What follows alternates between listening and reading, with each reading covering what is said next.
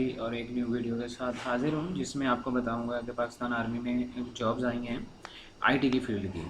तो उनमें की डिटेल्स क्या हैं और उनमें अप्लाई कौन कर सकता है, उसके एलिजिबिलिटी क्राइटेरियाज़ क्या हैं और एक्चुअली जॉब क्या है, और उसके साथ ही आपको अप्लाई करने का प्रोसेस भी बताऊँगा। और तो मज़ीद साथ रहिएगा कुछ टाइम, आपको मैं सारी डिटेल्स देता हूँ। सबसे पहले आपको ये बता दूँ कि ये जो वैकेंसीज़ आई हैं इनकी पोस्ट क्या है। तो इनकी पोस्ट है information communication and technology officer की ये पोस्ट हैं, ठीक है।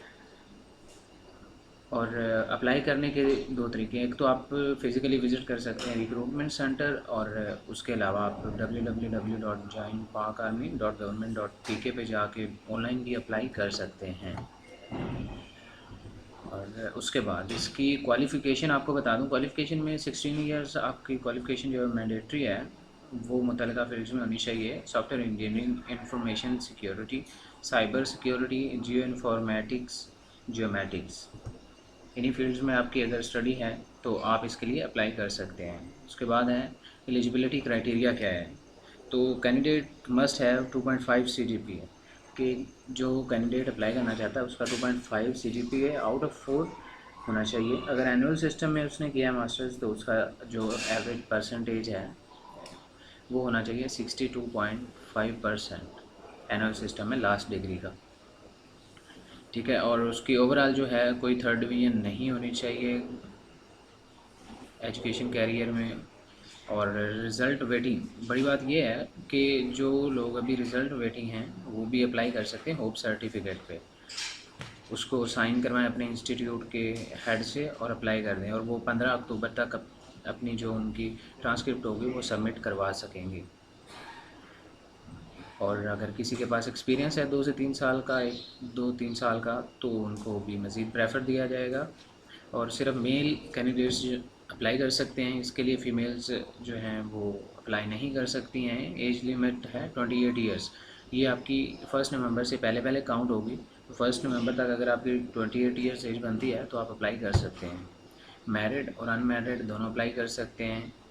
पाकिस्तान आज़ाद कश्मीर और गिलगित बल्तिस्तान के डोमिसाइल होल्डर्स अप्लाई कर सकते हैं इसके लिए। और जो हाइट रखी गई है वो मिनिमम हाइट है 5 फीट 4 इंचेस, कुछ ज़्यादा हाइट नहीं है, बहुत नॉर्मल सी हाइट है। तो इन एलिजिबिलिटी क्राइटेरिया में आता है कि जो 2 बार रिजेक्ट हो चुके हैं, जिन्होंने ग्रेजुएट की पोस्ट पे अप्लाई किया हुआ था और ट्वाइस रिजेक्ट हुआ है SSB की जानिब से, वो अप्लाई नहीं कर सकते। Twice screened out by ISSB। Government dismissed employees means कि अगर गवर्नमेंट का एम्प्लॉयज़ हैं तो उनको किसी भी ग्राउंड पे मींस के हो सकता है उनको डिसिप्लिन की वजह से या फिर किसी और इशू की वजह से डिसमिस कर दिया गया है, रिमूव कर दिया गया, तो वो नहीं कर सकते हैं। अगर आपको कोर्ट की जानिब से मींस अदालत की जानिब से कोई भी जो है किसी भी जुर्म की सज़ा मिली हुई है, कन्विक्टेड हैं आप, तो भी आप अप्लाई नहीं कर सकते।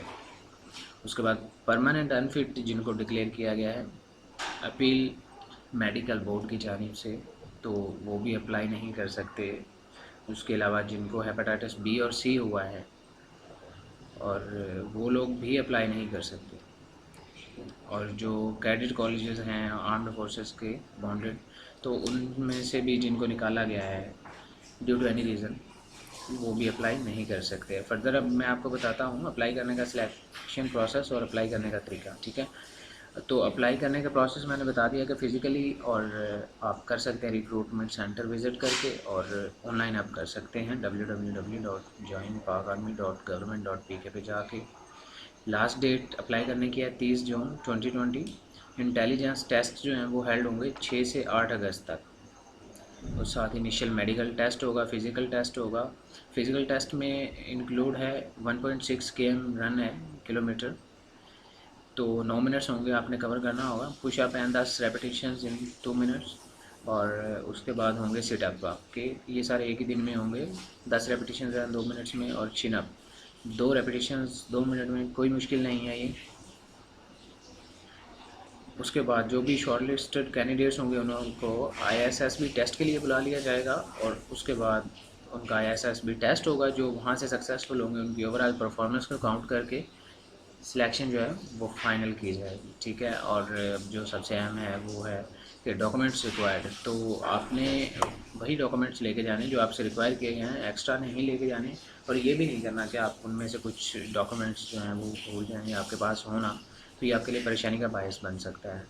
ठीक है, ओरिजिनल सर्टिफिकेट्स आपके पास तमाम डिग्रीज़ के होने चाहिए, और उनके साथ डिग्रीज़ हैं आपके पास, उनके साथ डिटेल्ड मार्कशीट जिनको सर्टिफिकेट्स कहते हैं वो भी होनी चाहिए, और उनकी पाँच पाँच फ़ोटो कापीज़ जो हैं वो अटेस्टेड होनी चाहिए आपके पास।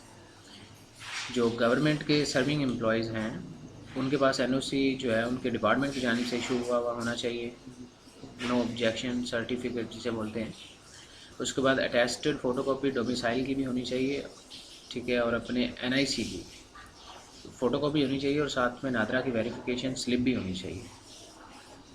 6 फ़ोटोकॉपी फ़ोटोज़ होनी चाहिए सिविल, जिनमें से एक को आपने फ्रंट से करवाना है अटेस्टेड और बाकी 5 को बैक से। ठीक है, उसके बाद जो आपकी डिग्री है लास्ट वो असाइन होनी चाहिए, ठीक है, HCC या PEC की जानिब से। ठीक है, उसके बाद जो भी फाइनली सिलेक्ट होंगे आर्मी के साथ उनका एक कॉन्ट्रैक्ट होगा, 7 साल के लिए उन्होंने मिनिमम सर्व करना होगा। ठीक है, ये वहाँ पे एक स्टाम्प पेपर होगा 100 रुपीज़ का, उस पर साइन होंगे। सो अगर वीडियो आपको अच्छी लगी तो दोस्तों लाइक कीजिएगा, सब्सक्राइब करिएगा और शेयर करिएगा। बहुत शुक्रिया। अल्लाह हाफ़िज़।